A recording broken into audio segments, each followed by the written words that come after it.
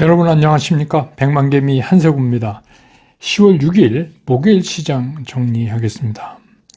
간밤에 뉴욕 시장이 지수는 좀 후퇴했는데 약보합권에 끝났었는데 장중에 2%가량 하락을 했다가 이게 튀어 올라오면서 끝났기 때문에 내용상으로는 오른 것이나 마찬가지다.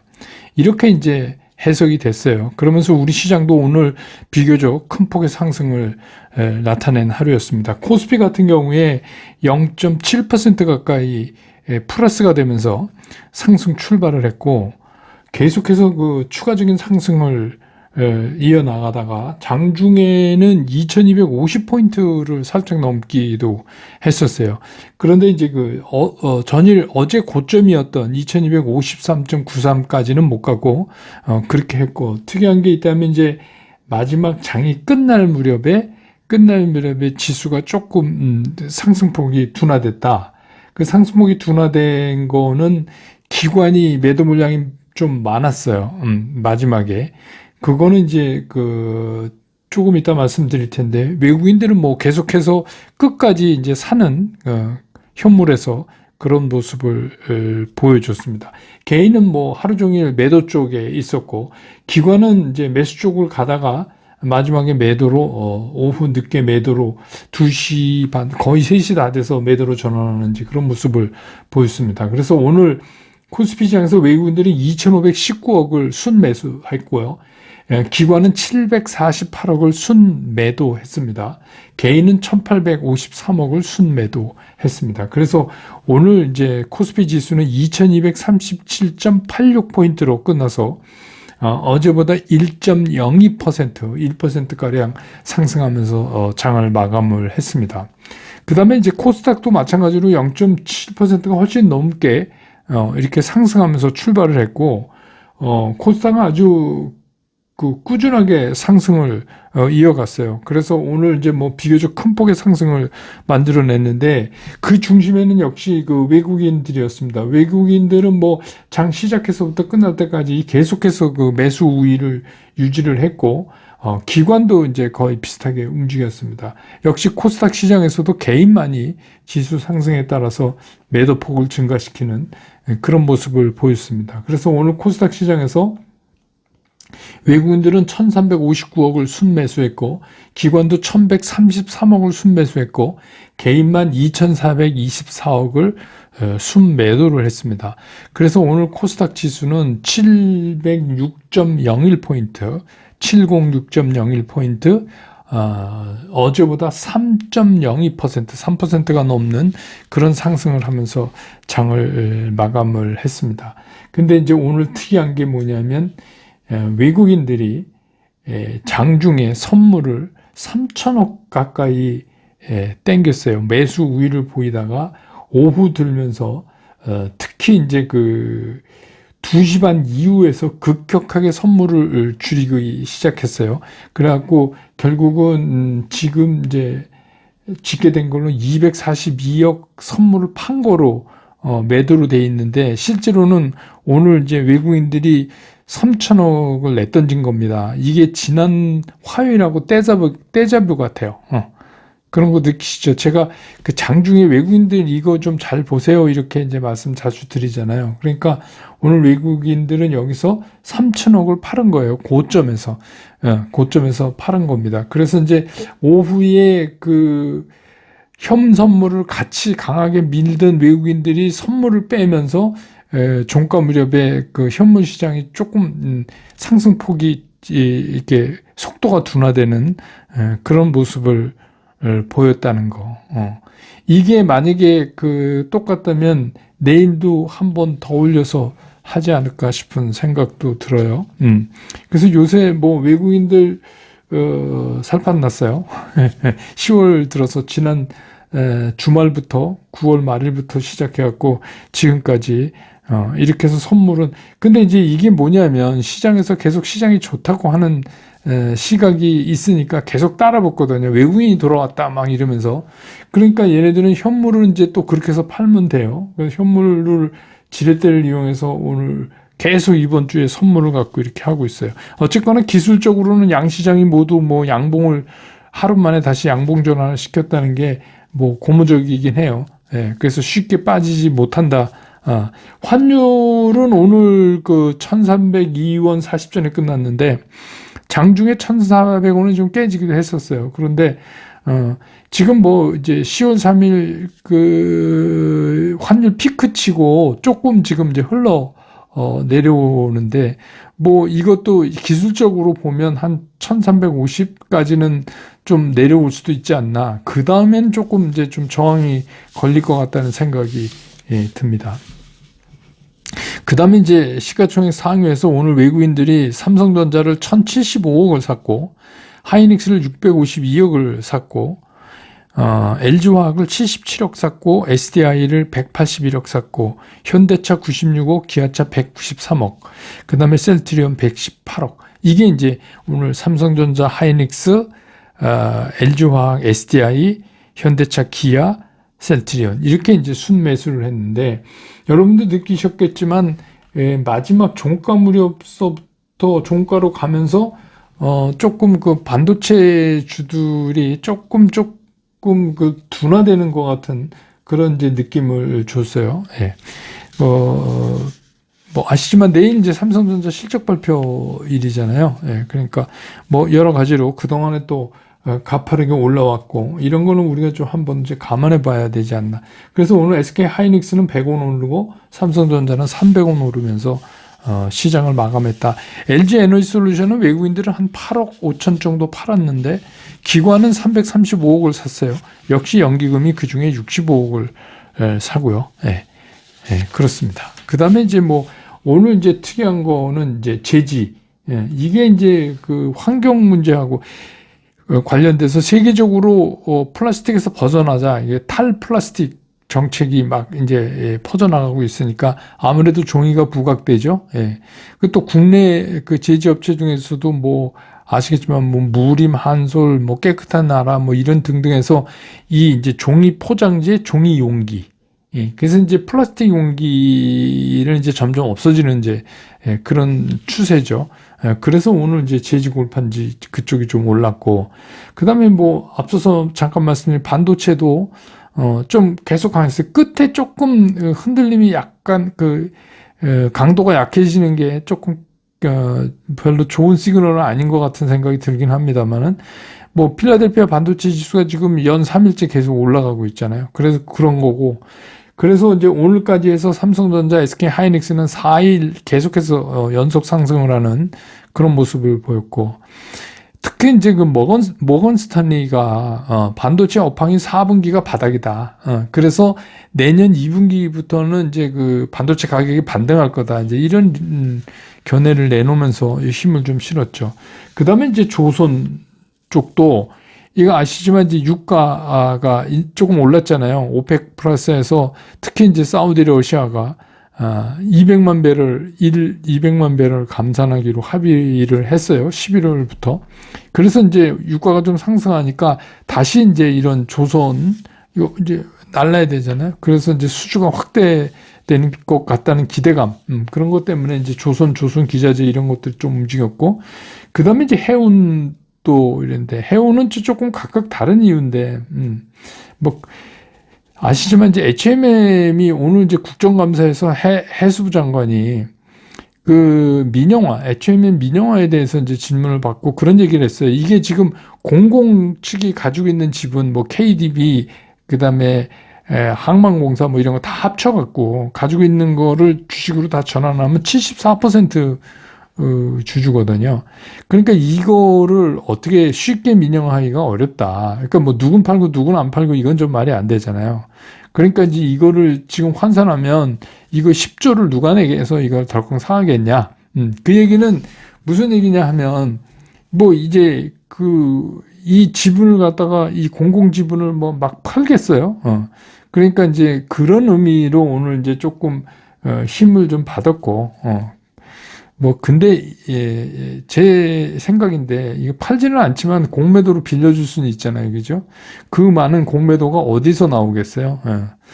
그다음에 이제 펜오션 같은 거는 이제 그동안에 우려됐던 이제 글로벌 경기 둔화나 중국 봉쇄 이런 게 이미 주가에 다 선반영된 거 아니냐. 이제 이래서 증권사 리포트에서 목표가는 낮췄는데 컨센서스는 좋다. 이제 이런 식으로 써줘서, 네.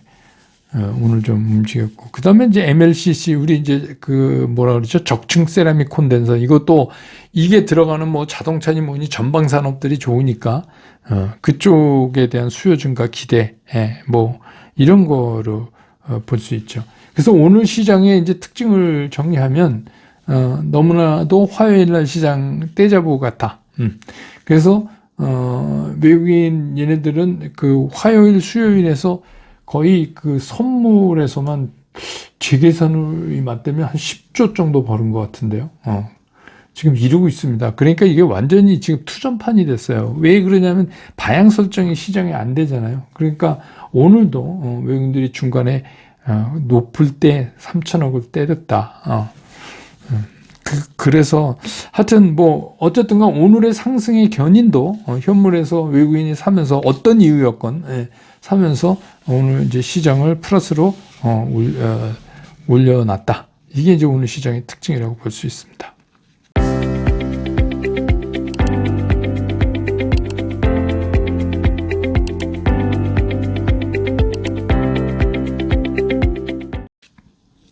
시장 얘기를 좀 하겠습니다.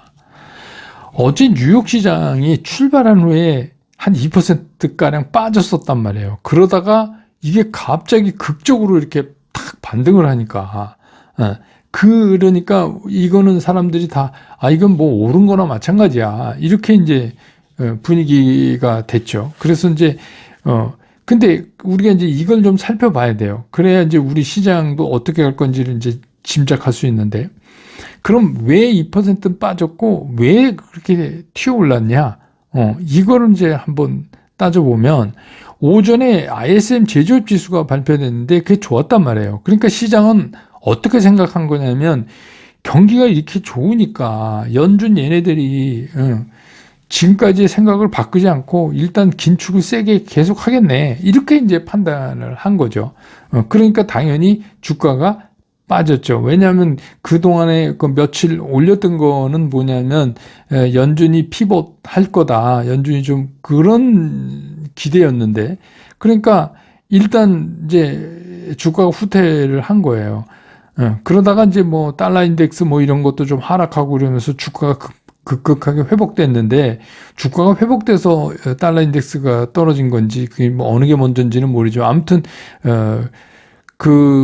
그렇게 이제 상황이 나오면서 시장은 아무래도 그 이제 연준이 좀 물러지기를 강한 데서 좀 비둘기파적으로 약간 물러서기를 지금 기대하는 거잖아요. 그게 이제 크다고 이렇게 이제 분석들을 지금 할 수 있습니다. 그리고 시장이 그렇다면은 기술적으로 지난 6월에 이제 저점 만들고 이번에 또 이제 지난번에 그 9월 말에 저점을 만들어서 이게 가야 이게 앞으로 상승으로 가는 거죠. 그걸 위해서 안가님을 쓰는 거다. 이제 이렇게 분석을 하고 또 이제 그 나스닥 100에 그 해당되는 종목들이 모두 상승한 게 최근에 이제 한 6번 있었는데 그 후에는 다 주가가 올랐다. 뭐 이제 이런 자료까지 이제 동원되면서 그쪽에 이제 힘을 막 싣고 있는데 근데 이제 그런 이제 그 시장 분석가들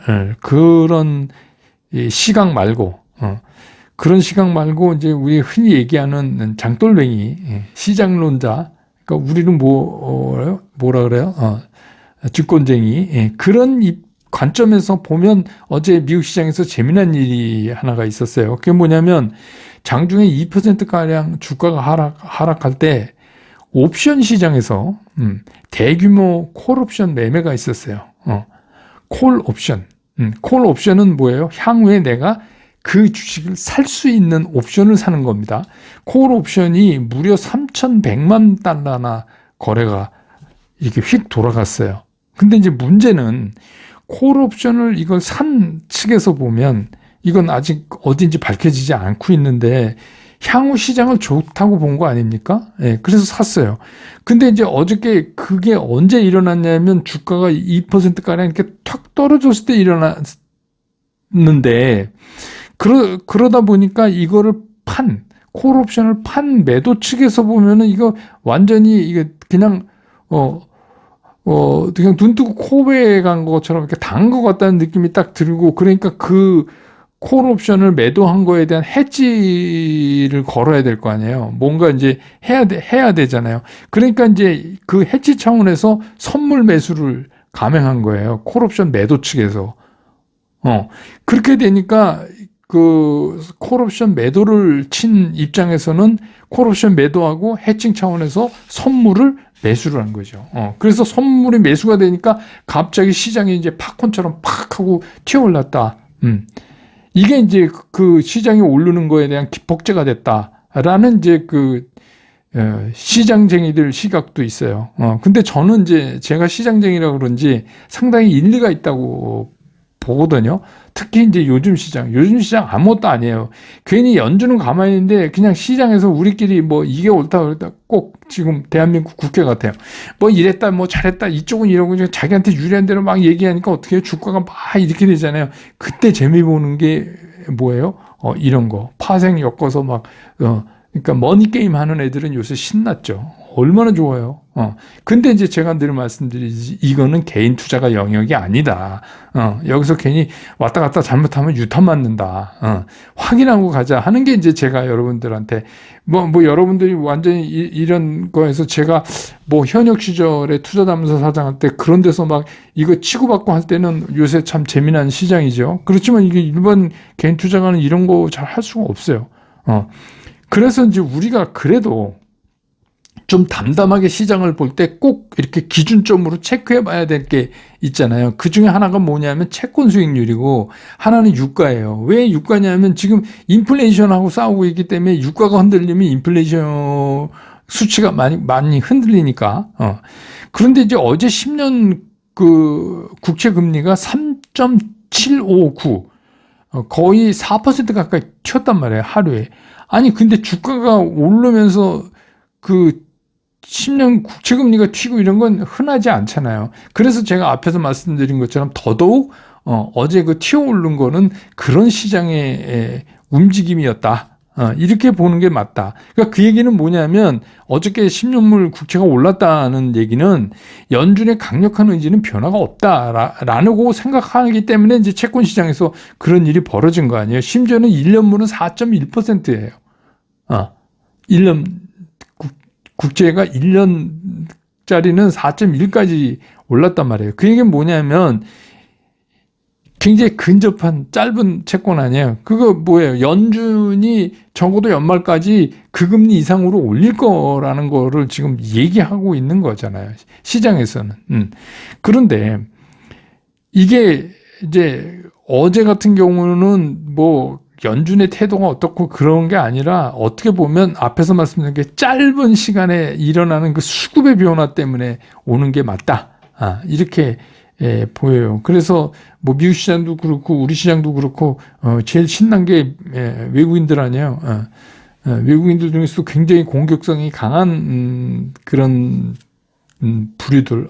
저도 갑자기 욕이 나올 굉장히 그 나쁜 애들 나쁘진 않죠. 위법은 아니니까 그런 거 잘하는 애들이 요새 아주 신나는 시장이란 말이에요. 그 다음에 이제 유가도 여러분 아시지만 오펙 플러스에서 200만 배럴씩 200만 배럴씩 감산 결정을 해서 이제 88달러 넘어섰고, 근데 이제 그거 되니까 이제 미국이 이제 격앙돼 갖고 인플레 잡으려고 하는데 이 자식들 뭐 하는 거야? 뭐 이렇게 된 거 아닙니까? 그러니까 비축유 방출을 이제 들고 나왔죠. 근데 이제 이 유가라는 게 조금만 움직이면 그 인플레이션 수치에 차지하는 영향이 굉장히 커요. 물론 이제 이게 러시아하고 사우디하고 이게 짝짝꿍이 맞은 거 아니에요, 이번에. 그거 왜 그러냐면 사우디에도 이제 이런 거죠. 옛날에 그 유가 하락해갖고 사우디가 얼마나 힘들었어요. 걔네도 그런 시절을 보낸 적이 있거든요. 그래서 다시는 이러면 안 된다, 이런 생각도 있고, 러시아는 뭐 지금 똥줄 타는 전쟁 때문에 똥줄 타는데 지금 뭐 기름 팔아야 되는데 기름 감산하면 좋죠. 기름값 올라서. 근데 이제 뭐 미국 EU 이런 데서 상한선 막 정하고 이러니까 그렇게 쉽지는 않을 것 같아요. 그러니까 이제 이게 지금은 러시아나 사우디나 똑같은 생각으로 감산에 합의했지만 이게 좀 길어지면 이제 어떤 놈이 먼저 떠를 불러야 될 거 아니에요. 살아야 되는데 돈이 필요한데. 그러니까 이게 옛날처럼 그렇게는 안 되고 그냥 해도 90달러 선에 이제 멈춰 있을 가능성이 있는데 그래도 그게 이제 계속 유가가 올라왔기 때문에 시간이 갈수록 대비하는 게 작년 동기 대비 전월 대비 뭐 이렇게 하기 때문에 그 효과가 그 유가의 상승의 효과가 과거처럼 세지는 않고 점점 약해지긴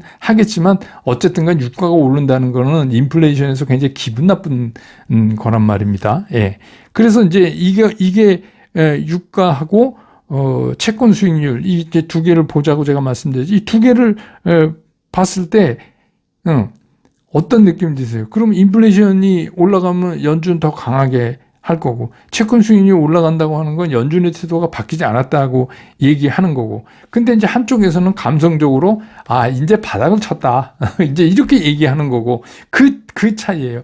바닥을 친 증거로 어제같이 2% 빠졌는데도 그냥 잡아제껴서 거의 보합을 만들지 않느냐 하는 거고 이제 뭐 이건 틀릴 수도 있지만 제 개인적인 생각에 저는 이제 그거는 이 시장 머니 게임 하는 애들이 어제가 옵션 갖고 그 난리를 쳐서 이렇게 된 거다. 이제 이렇게 생각한 거고 오늘 우리 시장도 오늘도 이렇게 끌어올려 놓고 외국인들은 3천억을 선물로 때렸어요. 535. 그러면 한 1조 몇천억도 먹었네요. 그러니까 그런 거 아니에요. 그러니까 그런 걸로 자꾸 저는 이제 보려고 하는 거고, 뭐 누가 맞는 거는 뭐 나중 되면 알지만 저도 그런 거죠. 지금이 바닥권은 확실하다. 그러는데 이렇게 서로 우리가 중요하게 봐야 되는 게 엇갈리면서 반응이 나타날 때는 그때는 우리가 함부로 방향을 그냥 막 결정짓지 말자 하는 게 이제 제가 드리는 말씀이에요. 특히 이제 개인 투자가는 왜 그러냐면 이렇게 되면 뭐 움직임이 막 이렇게 될 거 아니에요. 그래서 제가 박스권 안에 들어갈 가능성이 높다고 말씀드린 게 그런데다가 이제 다음 주 우리 연휴 끝나고 다음 주 되면 13일 날이 동시만기 일이죠. 그리고 그날이 지난 다음에 밤에 우리가 CPI를 알 수가 있어요. 그러니까 외국인 애들의 만약에 그 시나리오가 있다면 내일 만약에 올린다면 이거를 끌고 13일까지 갈 가능성이 되게 있죠. 근데 이제 중요한 건 뭐냐면 그럼 우리는 뭐 개인 투자는 어떡하냐? 되게 쉬워요. 그래서 제가 여러분 자꾸 시간 여행을 해야 된다고 말씀을 드리는 이유가 이제 그런 거예요. 그러니까 지금은 우리가 뭘 이렇게 빠르게 할 수가 없어요. 새로 돈 가지고 오신 분 말고는 우리 지금 다 주식 끌어안고 있잖아요. 일부 현금은 있지만 그 현금은 나중에 중요할 때 쓰면 되고 일부 말고는 전부 물려 있는데 뭐 올라가면 좋은 거죠. 우선 뭐 팔지 않아도 올라가면 기분 좋잖아요. 그러니까 그렇게 그냥 시간 여행을 지금 하실 수밖에 없다. 지금 이렇게 서로 혼돈되는 의견이 엇갈리고 있는 시장에서 내가 그 중에 하나를 골라 잡아서 글로 액션을 취한다? 이거는 뭐 개인 투자가 하기 어려워요. 왜냐하면 이게 뭐 데이 트레이딩하고 머니 게임 하는 애들은 그거 매일 해야 먹고 사는 일이니까 그거를 하지만 개인 투자가가 뭐 주식도 있는데 뭘 그렇게 걱정할 필요가 있냐 하는 게 이제 제 생각이에요. 이제 이해가 좀 되셨습니까? 예. 그러니까 이게 뭐 그렇게 우리가 1년 이상을 답답하게 기다려왔는데 여기서 뭐 조금 더 못하겠어요? 예, 이거는 일도 아니에요. 그리고 이제부터는 그게 깊게 잘 못 빠져요. 한 번 정도 있을 것 같은데 한 번 정도 있으면 그땐 땡큐죠. 예, 그러니까 오히려 이제 그렇게 여러분들이 생각하시는 게 어떨까 이런 생각이 들어요. 네. 오늘 시장 정리는 이렇게 마치고 내일 장 끝난 다음에 다시 여러분 곁으로 돌아오겠습니다. 여러분 고맙습니다. 투자스쿨에서 여러분들한테 전달해 드릴 메시지는 최종적으로 간결하다, 쉽다, 치우침이 없다. 이거를 제가 여러분들한테 강조를 드리는 거예요. 저는 앞으로 이제 여러분들과 함께 이렇게 하려고 합니다. 여러분과 함께 성공 투자로 갈 수 있으면 좋겠습니다.